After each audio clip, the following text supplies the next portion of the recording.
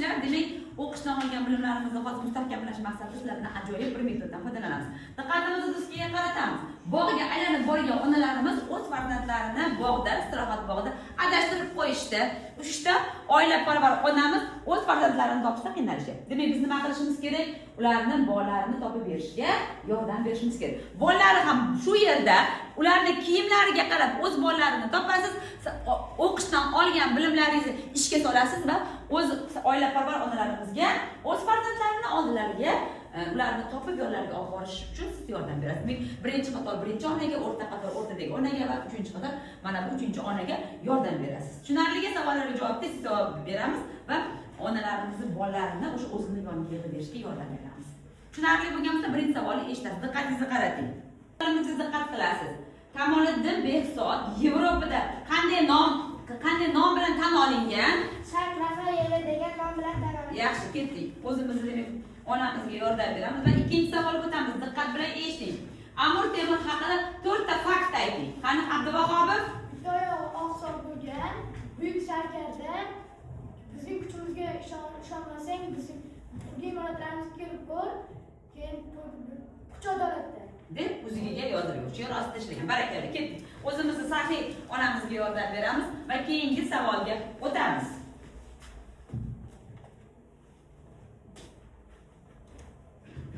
Ularning onasining ismi nima edi? Qandidora. Dindora? Qutlug' Nigorxon. Yaxshi, o'zimiz onamizga yordam beramiz va keyingi savolga o'tamiz. Keyingi savolni diqqat bilan eshitasiz. Demak, Sirli sandiq matnida Bobur onasi bilan o'zaro suhbatlashayotganda qaysi viloyatlar tilga olinganida Mehriddin? Andijon, Samarqand, Toshkent. Toshkent. Yaxshi, ketdik, o'zimiz onamizga yordam beramiz va keyingi savolga o'tamiz. Diqqatingizni qarating. O'tmishdagi ertaklar matnining muallifi qani? Abdulla Qahhor. Abdulla Qahhor. Yaxshi, o'zimiz onamizga yordam beramiz va keyingi savolga o'tamiz. Diqqatingizni qaratasiz.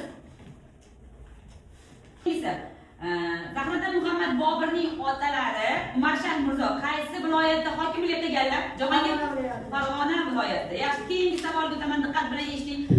Bayqaro o'z lashkarlari bilan ketayotganda Kamoliddin Behzod tomonidan chizilgan surat, kimning suratiga yerda chizilgan surat? Pahlavon Rustam. Pahlavon Rustamning surati. Yaxshi, o'zimiz saxiy onamizga yordamlashamiz va keyingi savolga o'tamiz. Yozuvchi Abdulla Qahhor qayerda shahar tavallud topganlar? Qani? Qo'qon shahrida To'z oilasida tug'ilgan. Yaxshi, ketdik, o'zimizni nimamizga, saxiy onamizga yordamlashamiz. Keyingi savolni eshiting.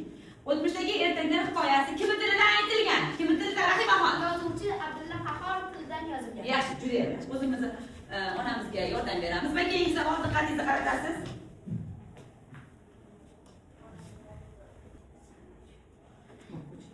Diqqat bilan eshiting. Sharoz so'zining ma'nosi. Qani ko'rsatinglar? Kutilmasdan degan ma'noni anglatadi. Yaxshi. Keyingisini diqqat bilan eshiting. O'tmishdagi ertaklar hikoyasida otasi uni qayerga olib bordi? Ibrohim. Otasi uni Muhammad Qori Usuli Jadid degan yangi maktabga olib bordi. Yaxshi, ketdik. O'zimiz onamizga yordam beramiz. Keyingisi Boburiylar sulolasiga tegishli bo'lgan Hindistonda qanday maqbara qurdirilgan? Tojmahal maqbarasi. Yaxshi, o'zimiz onamizga yordam beramiz va natijalarga qaraymiz. Demak, hamma onalarimizga xarita qatorlarimiz, o'quvchilarimiz bilimlarini ishga solib, yordam berishda, farzandlarini yonlariga olib kelib berdilar. Ular onalar hamma qatordan mamnun bo'lishdi, chunki o'z farzandlarini topishda yordam berdilar. Lekin bitta tezkorlik ham inobatga olinish kerak edi. 3-qator faollikni oshirishda ular birinchi bo'lib o'z onalariga nima qilishdi? Bolalarini olib kelish uchun yordam berdi va birinchi yo'qolgan farzandlari, ya'ni adashib qolgan farzandlarini onani oldiga tezlik bilan javob berib, ular birinchi bo'lib farzandlarini yig'ib bergani uchun oilaparvar onamiz juda ham sizlardan xursand va minnatdor bo'ldi.